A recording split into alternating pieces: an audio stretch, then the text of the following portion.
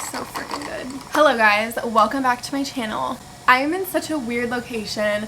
I gave you guys updates about like where I am and all of that in my last video, wrapping up my first year of teaching here. Also, if you guys are new, thank you so much for being here. My name is Christina. I just finished my first year of teaching and I was teaching kindergarten. I live in the state of Florida. If you guys have missed those videos, I will leave some of those up here as well, like a week in my life teaching kindergarten. But now that it's summertime, we're not teaching anymore. What content do you guys want to see over the summer? I've loved vlogging my daily life as a teacher, and that's mainly what's on my channel and mainly what I've noticed you guys have liked seeing. I'm not teaching over the summer, and I really want to put more time into my YouTube channel, my Instagram, my TikTok. So I figured that I would do a little sit down video. This is actually a video that one of you guys had requested, and I thought I would give it to you now. I'm gonna sip on my coffee. Basically, this video is about my student teaching experience and giving some advice to you guys who are going into your student teaching. And I was like, I'm just gonna film this as if I'm like talking with you and we are on a little coffee date together in the summertime. Also, this coffee, oh my gosh, you guys. I was recently sent this coffee called Javy. It is so good. I'm gonna insert a clip of me like making this.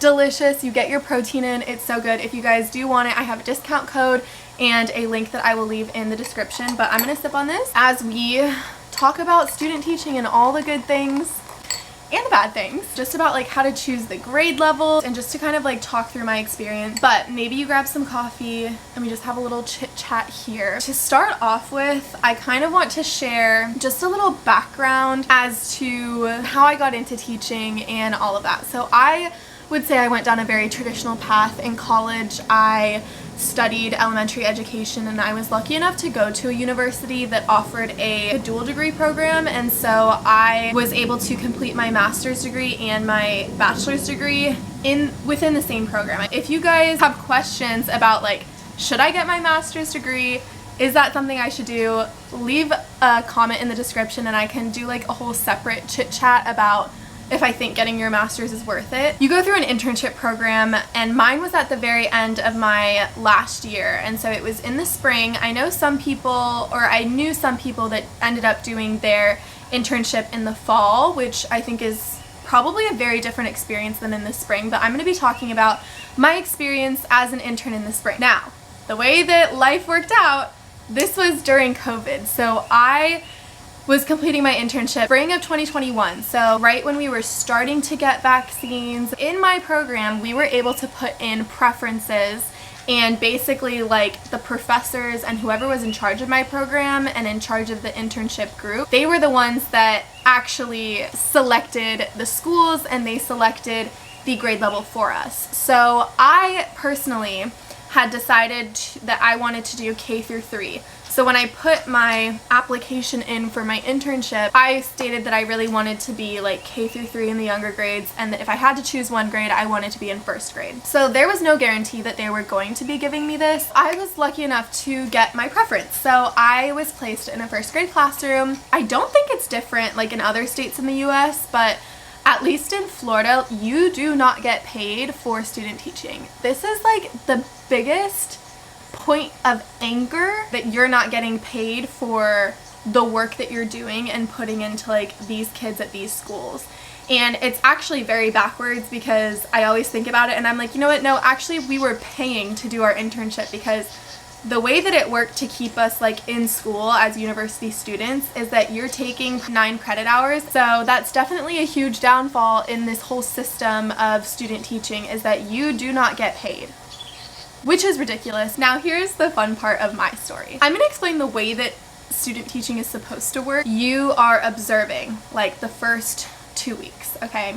And then let's say after 2 weeks, you start taking on full responsibility of one subject area. It's kind of like a little like mountain of progression, and then you like let it go. You know, one of those graphs. Start off at the bottom, you're just observing, getting to know the kids, getting acclimated to the school culture, and then you start taking over one subject, and then you take, so science, then after science you do science and math, and then after science and math you do science and reading, And at that point, you're kind of doing everything. So you're at the top of that point. I was teaching for 6 whole weeks. You're teaching everything.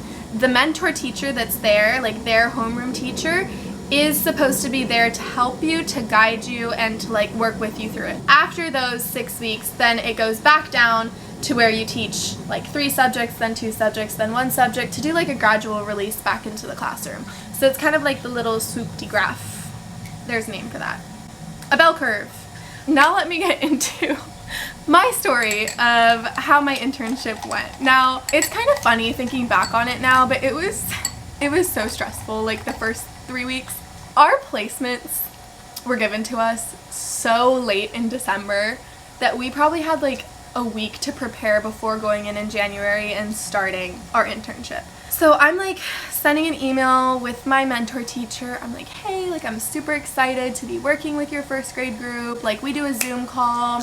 2 days before, I think it was 2 or 3 days before, she was like, hey, so I'm not going to be there the first 2 weeks because I've just had like surgery or something. I love my mentor teacher. Like she will still check in with me now, and it's been like 2 years since I've been with her. So it was just so funny like how it all started. So I was like, oh my gosh, like she's not going to be there. So I'm going to like be there with a sub. And then I was like, oh, it'll be fine. Like the sub is going to be there. So I get in there the first day, the sub looks at me, she goes, oh, you're the intern? I was like, yeah. She's like, oh, you can do everything. And I was like, what? Now granted, my mentor teacher, she was incredible. Like she would zoom into the class, but all of like the classroom management stuff inside the classroom was just up to me. And if you're a teacher or studying to be a teacher, you probably will know, or people have told you, that the most difficult thing to do when you're teaching is classroom management. So I felt like I was thrown into the flames. I didn't even know where anything in the school was. I was asking the kids, I was like, hey guys, where's the cafeteria? Where's the library? Then she comes back and I finally like start to feel like I'm getting my head wrapped around this. But now I also want you guys to realize that this is during COVID. So I had to miss like a couple days because there was like a COVID scare and everything was just very, very strange. So my experience is probably very different than what a lot of people are going to be going into. So something that I didn't get to experience, which I really wish I would have, was seeing how this teacher did centers or station work. And I never got to see, because going into my first year, I did not really know how to run my stations or run centers. My experience, I would say, went really well. I definitely have heard like horror stories of, I really think it just depends on who your mentor teacher is, because I've definitely heard stories like where the intern doesn't mesh well with the mentor. I had a great experience. Now I want to get into a little bit of tips that I have going into your student teaching.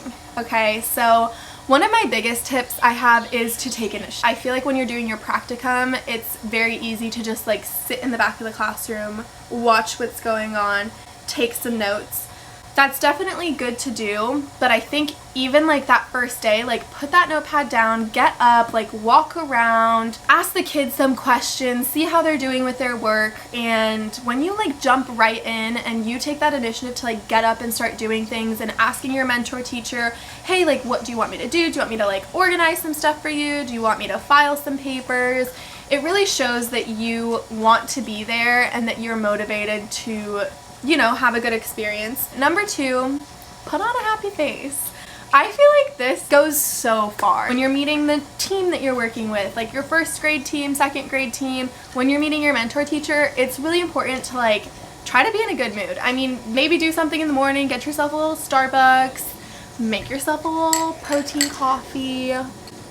Make sure that you're just like, you look like you want to be there. Tip number 3 is to be super prepared, over prepared. Student teaching binder. Something that just has like some paper, some like dividers, and I put like math, science, social studies, whatever. Maybe even some like observation sheets would be good. Just things that you can write down, take notes, and see like how they're doing behavior management. I think that's the biggest thing that I would say to look for, is how this teacher deals with behaviors. Tip number 4 is going to go along with being able to manage all the things that you have to do, because when you're a student teacher, in my program at least, they were still making us submit lesson plans and submit assignments while we were teaching. So this was super, super overwhelming, because we had to do like 3-page lesson plans for each lesson we were teaching. And if you think about it, when you're doing your 6 weeks of teaching everything and you have 3-page lesson plans for every single lesson and you're teaching like 4 lessons a day, that's way too much. So what I did that helped me so much is I created like a frame, a lesson plan like format that like had all the wording that would take so much time to write every time, and then I would just change out like the unit, the topic, the essential questions, and so it would help me go really quickly. Tip number 5 would be to ask for help and ask questions. Ask so many questions, even if you feel like they're dumb. This next portion of the video is going to be, is student teaching or does student teaching prepare you for your first year teaching? Is it the same? Do you feel the same? Will things be the same? Long answer short, no. It is not the same. It is very different.